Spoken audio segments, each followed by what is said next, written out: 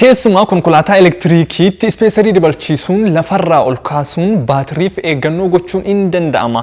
Miidhaa isaa garuu namni isin ittiin himu. Miidhaan isaa inni guddaan ispeesariin wiil haabii yookaan isa gommaa baatuutti yeroo hidhamu ji'oomeetirii konkolaataan sun ittiin assembildi ta'e waan jijjiiruuf suspension systemii konkolaataa miidha. Fakkeenya salphaan kana fakkaatu faana miila keenyaa fi koronyoo keenya gidduutti utuu lafee biraan dabalamee hojjaa keenya nuuf dheeressa. Guddaa nu fakkeessa garuu akka jalqaba uumamne utaaluu fiiguu hin dandeenyu. Ispeesariin kunis yeroo gommaatti dabalamu egaa akkas godha. Loodii yookaan ulfaatinni qaama konkolaataa irra jireessaan yookaan kallattiidhaan gommaarra dhufa. Kun immoo gommaan akka dafee dhumu gochuurra darbee suspension systemiin konkolaataa akka jalqaba hojjetamee ba'itti akka hin hojjenne godha. Dhiphachaa hojjetu. Kun immoo yeroo malee akka miidhamu godha. Fakkeenyaaf lafa bu'aa ba'irra yeroo konkolaachistan konkolaataan vaayibireeshinii yookaan sochii guddaa qabaata. Nutti illee komfortiin akka nutti hin dhagaamne godha. Mariin isaas ismuuzilii akka hin naannofne godha.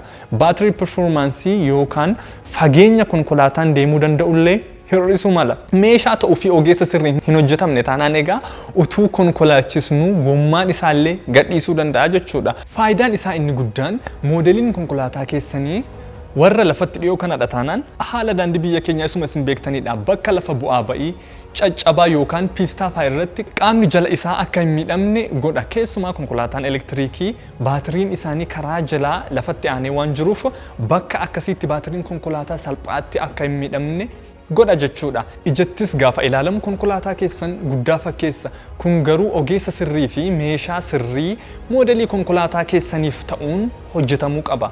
Galatoomaa kun hojiin injiinarootaati.